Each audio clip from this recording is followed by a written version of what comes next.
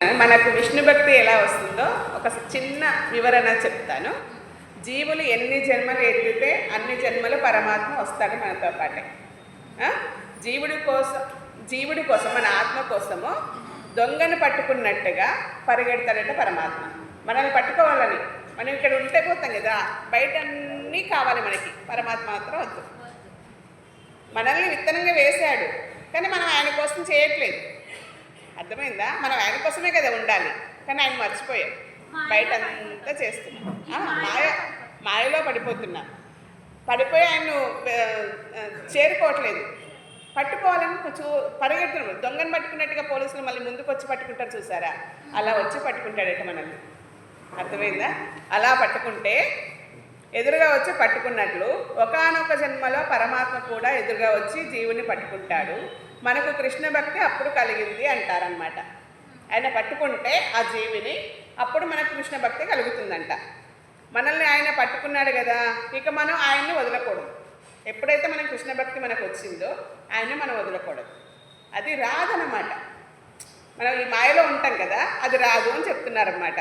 3 జన్మలు బ్రహ్మను పూజిస్తే, తదేకంగా ధ్యానిస్తే, 3 జన్మలు అప్పుడు ఆయన మనకి వరం ఇస్తే, అప్పుడు ఆయన ప్రమోషన్ అనమాట. కృష్ణ జన్మకి వెళ్ళిపోతాం, విష్ణు భక్తిలోకి వెళ్ళిపోతాం.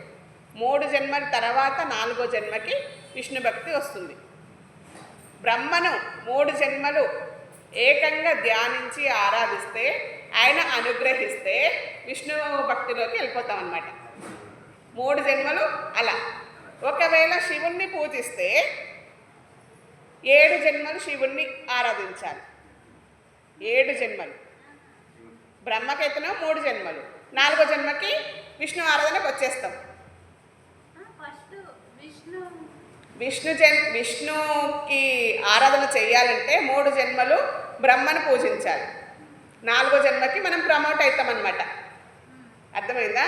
అదే శివుణ్ణి పూజించిన వాళ్ళు, అది 7 జన్మలు పూజిస్తే ఆయన అప్పుడు అనుగ్రహించి ప్రమోషన్ చేస్తాడనమాట.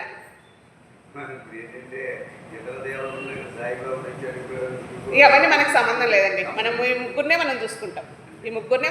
వాళ్ళ గురించి మనం మాట్లాడకూడదు, మనకు అవసరం లేదు కూడా. ఇంకా ఇతర దేవతలు, ఇంద్రాది దేవతలు ఉన్నారా? 20 జన్మలట. ఇంద్రాది దేవతలు ఉన్నారు కదా, ఇతర దేవతలు ఉంటారు కదా, వాళ్ళని 20 జన్మలు. 21వ జన్మకి మనకు విష్ణు భక్తి దొరుకుతుంది. అర్థమైందా?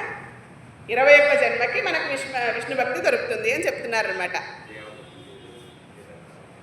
ఇప్పుడు ఏమన్నారు? 3 జన్మలేమో బ్రహ్మను పూజిస్తే 4వ జన్మకు ప్రమోట్ అవుతాం. 7 జన్మలు శివుణ్ణి పూజిస్తే 8వ జన్మకు ప్రమోట్ అవుతాం. అదే ఇంద్రాది దేవతల్ని 20 జన్మలు పూజిస్తే అప్పుడు మనం విష్ణు జన్మకు వచ్చేస్తాం అనమాట. ఆయన మనల్ని పట్టుకున్నాడు కదా, అప్పుడు మనం వదలకుండా చూసుకునే బాధ్యత, మళ్ళీ వాళ్ళకి వెనక్కి వెళ్ళిపోకుండా ఉండగలగాలి. అప్పుడే ఆయన మనం పట్టుకున్నట్టు కదా. ఇప్పుడు విష్ణు జన్మ అంటే మోక్షమే కదా. మళ్ళీ లాస్ట్కి వెనక్కి వచ్చేస్తామా?